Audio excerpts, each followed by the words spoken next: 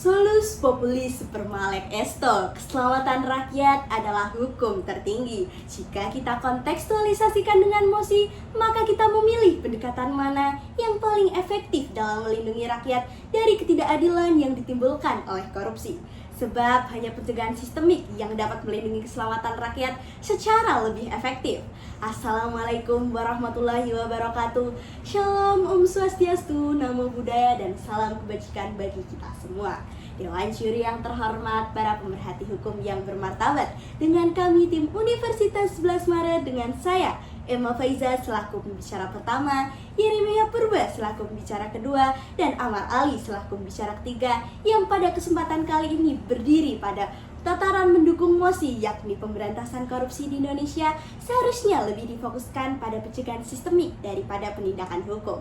Dewan juri yang terhormat, adapun tujuan kami dalam mendukung mosi adalah upaya penindakan tidak hanya memotong ranting, namun pencegahan sistemik adalah menebang akar permasalahan sehingga dapat mewujudkan sistem pemerintahan yang tegas terhadap tindak korupsi melalui upaya pencegahan sistemik. Dewan juri yang terhormat, sebagaimana menilik kasus Hambalang pada tahun 2012 yang menyebabkan kerugian negara sekitar 463,66 miliar. Dewan juri kasus ini menjadi bukti bahwasanya akar korupsi berada pada celah sistem penganggaran dan pengadaan yang tidak transparan, bukan hanya pada penanganan pidananya saja. Sebagaimana Sacipto Raharjo dalam teori progresif menyampaikan bahwasanya penegakan hukum merupakan suatu usaha untuk mewujudkan ide-ide tentang kemanfaatan sosial menjadi kenyataan. Dalam konteks pemberantasan korupsi, kemanfaatan sosial justru lebih tercapai apabila negara mampu mencegah korupsi sejak awal, bukan hanya menindak pelaku setelah kerugian terjadi. Dewan juri yang terhormat, hal ini didukung penuh sebagaimana tujuan negara Indonesia yang termaktub dalam Undang-Undang Dasar Negara Republik Indonesia, yakni untuk mencapai kesejahteraan umum. Sungguh ironi Dewan juri bila mana penyelesaian perkara selama ini lebih menonjolkan pada aspek pidananya saja sebagaimana yang diatur dalam Undang-Undang Tindak Pidana Korupsi. Sementara akar permasalahan justru berada pada celah hukum dan kelemahan sistemik yang tidak pernah dibenahi dan diatur secara jelas. Perkara ini persis menggambarkan alasan mengapa pemberantasan korupsi di Indonesia lebih difokuskan pada pencegahan sistemik sehingga berorientasi pada kemanfaatan sosial dan menuntut negara untuk mencegah kerugian publik. Dewan juri yang terhormat, adapun kesetiaan kami terhadap mosi ini akan dilandasi dua bangunan argumentasi yang akan dielaborasikan oleh pembicara kedua kami, yakni yang pertama, pencegahan sistemik adalah mandat konstitusional dan penguatan efisiensi negara. Yang kedua, yakni pencegahan sistemik mengurangi peluang korupsi secara struktural. Dewan juri yang terhormat, sebagaimana akan dielaborasikan mekanisme yang akan disampaikan oleh pembicara ketiga kami. Yang pertama, yakni digitalisasi total pemerintahan. Yang kedua, yakni reformasi integritas ASN. Sehingga Dewan juri yang terhormat, hingga titik akhir perdebatan kali ini, kami dengan mantap dan bangga menyatakan dukungan terhadap mosi perdebatan serta mengajak Dewan juri untuk seperahu bersama kami dalam menyetujui mosi perdebatan kali ini. Sekian dan terima kasih.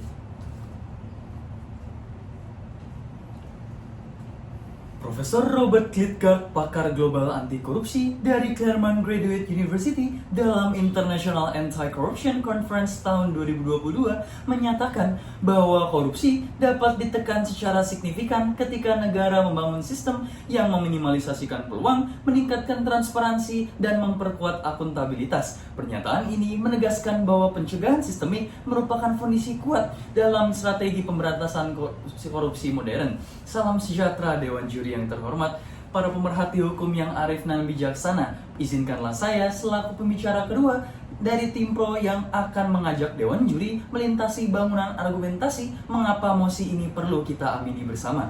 Oleh karena itu, marilah kita melangkah ke bangunan argumentasi kami yang menunjukkan mengapa kami mendukung dengan penuh mosi perdebatan kali ini.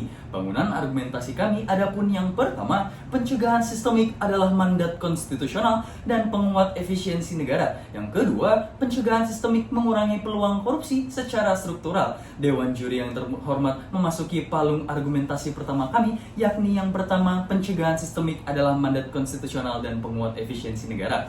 Profesor Mark Pitt, mantan Ketua Organisasi untuk Kerjasama dan Pembangunan Ekonomi dalam Basel Institute Seminar tahun 2021 menyatakan bahwa keberhasilan pemberantasan korupsi bergantung pada integritas sistem, bukan pada intensitas penangkapannya. Dewan Juri yang terhormat, ia menekankan bahwa arsitektur pencegahan harus menjadi tulang punggung kebijakan anti korupsi modern. Pembukaan Undang-Undang Dasar Negara Republik Indonesia tahun 1945 juga memandatkan bahwa negara untuk bisa melindungi bangsa dan memajukan kesejahteraan umum rakyatnya. Dewan Juri korupsi yang berulang melemahkan kemampuan negara menunaikan mandat tersebut. Pun Dewan Juri yang terhormat, Pasal 3 Undang-Undang Keuangan Negara serta ketentuan pada Undang-Undang Tindak Pidana Korupsi juga menegaskan bahwa negara berkewajiban mengelola keuangan secara efisien dan tertib. Dewan Juri yang terhormat, pencegahan sistemik mendukung kewajiban hukum melalui kontrol administrasi yang lebih kuat. Hasil survei Lembaga Administrasi Negara tahun 2022 menunjukkan bahwa sebagian besar masyarakat menuntut perbaikan sistem layanan publik. Dewan Juri, keluhan terbanyak berkisar pada prosedur membingungkan, pungutan tidak resmi, dan kurangnya transparansi. World Bank tahun 2022 juga mencatat peningkatan efisiensi belanja publik sebesar 27% Dewan Juri pada negara yang mengutamakan pencegahan sistemik. Pun Dewan Juri, setelah kita menegaskan bahwa pencegahan sistemik memperkuat integritas negara dan efisiensi anggaran, mari kita beranjak pada argumen kami yang kedua, yakni yang kedua, pencegahan sistemik mengurangi peluang korupsi secara struktural. Dewan Juri yang terhormat, Profesor Susan Rose Ackerman dari Yale Law School dalam Corruption and Government tahun 2021 menekankan bahwa peluang korupsi selalu lahir dari struktur yang buram, prosedur berlapis, serta lemahnya mekanisme pengawasan. Dewan Juri yang terhormat, ia menyatakan bahwa reformasi struktur, digitalisasi, dan penataan ulang proses adalah cara paling efektif untuk mengurangi peluang korupsi. Dewan Juri juga pembukaan Undang-Undang Dasar Negara Republik 1945 memberi mandat untuk mewujudkan keadilan sosial dan kesejahteraan. Korupsi yang tumbuh dari celah sistem menghambat mandat ini lagi-lagi Dewan Juri.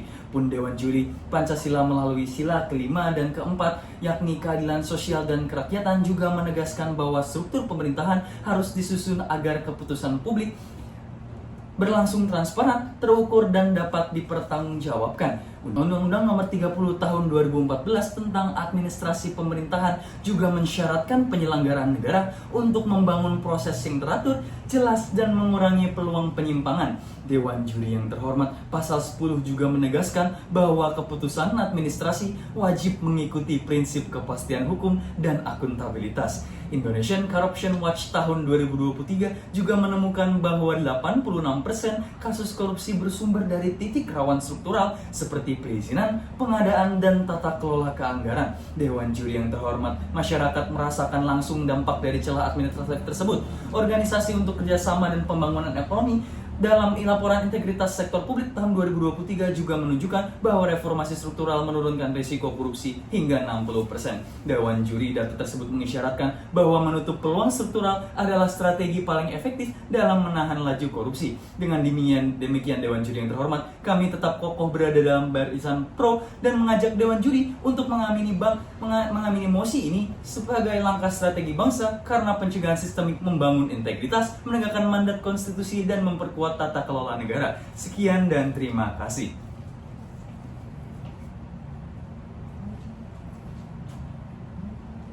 Ahli hukum tata negara Profesor Jimmy Ashidiki pernah menegaskan bahwa korupsi di Indonesia bersifat sistemik. Artinya Dewan Juri, ketika pemberantasannya tidak cukup dengan penegakan hukum, tetapi harus tetap melalui perubahan sistem penyelenggaraan negara itu sendiri. Assalamualaikum warahmatullahi wabarakatuh. Salam sejahtera bagi kita semua. Dewan Juri yang terhormat serta pemerhati yang bermartabat. Perkenalkan, saya Amar Ali Rahman sebagai pembicara ketiga dari tim pro yang berdiri dengan kokoh untuk mendukung mosi perdebatan kali ini, serta mengajak Dewan Juri untuk bisa berperahu dan berlayar bersama kami. Dewan Juri, adapun kekhawatiran kami ketika munculnya argumen penindakan hukum adalah cara yang paling efektif. Namun, data justru membantah itu Dewan Juri. Ketika Indonesian Corruption Watch mencatat 85,6 pelaku korupsi adalah pejabat publik. Dewan Juri, pejabat yang seharusnya menjaga stabilitas justru malah merusak kepercayaan rakyatnya. Adapun Dewan Juri, kerugian negara akibat korupsi pada tahun 2023 mencapai 56,7 triliun. Meski ribuan pelaku ditangkap, bahkan diberlakukan residivisme, tetap saja korupsi mencapai 4,9%. Bukti ini bahwa hukuman tidak memutus peluang korupsi Dewan Juri, karena peluang itu berasal dari sistemnya sendiri. Inilah mengapa kami tetap bangga untuk mendukung mosi ini, karena penindakan itu memang perlu Dewan Juri, tetapi tidak menyentuh akar dari masalah. Selama sistem penyelenggaraan negara masih koruptogenik, penindakan hanya akan menindak pelaku, bukan menghentikan kelahiran pelaku baru Dewan Juri.